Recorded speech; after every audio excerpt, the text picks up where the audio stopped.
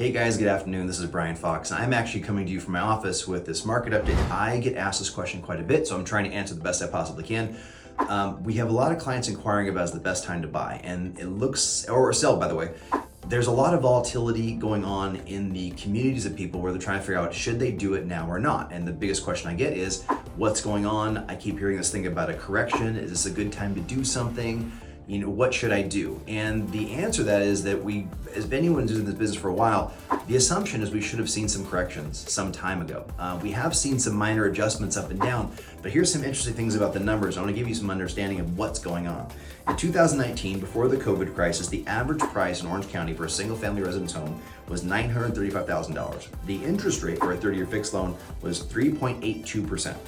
And in that market, 2,600 homes sold. 2020, the price rose to $984,000 and rates dropped to 3.1% average for the year, and the volume went down 20%. And this is right about when COVID was happening.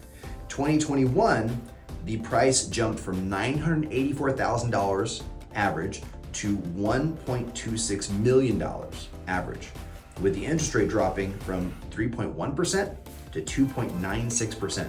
The volume, however, increased 60%.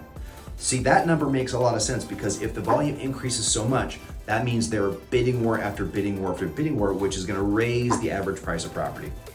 The next year, 2022, that price went up again to 1.338 million average per home, with the interest rate rising to 5.34%. But what happened is volume of property dropped 36%. So again, rates went up, sales went down. In 2023, this so far up until the end of June, the average price for property is $1.424 million with interest rates of an average of 7.25% and dropping again from the previous year 10%. So the Fed rate hikes do appear to be making some damage when it comes to inflation and then driving down price. But why is the price sustaining at 1.42%? Because volume, although is down, inventory is down too on an average of what people want to find. They're not finding enough property and people still want to actively buy homes. Plus, to be fair, a lot of what happens in the world is very much fueled by the media and message we receive.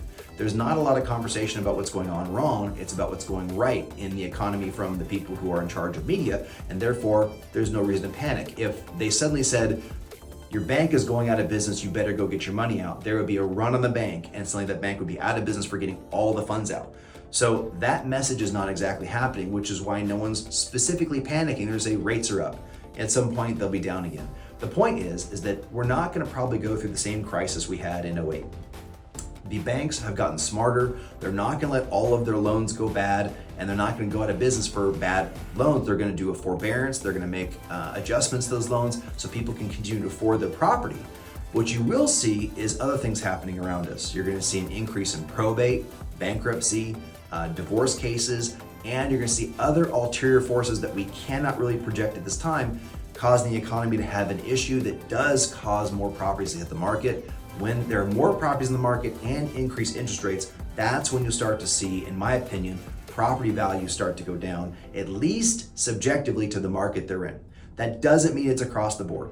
Beachfront property is still beachfront property. It depends on what market and climate you are in. If you're in the middle of Ohio and there's a lot of property and it's all about equal in value, you might see it come down because the difference in payment is not that big. So the price goes down significantly.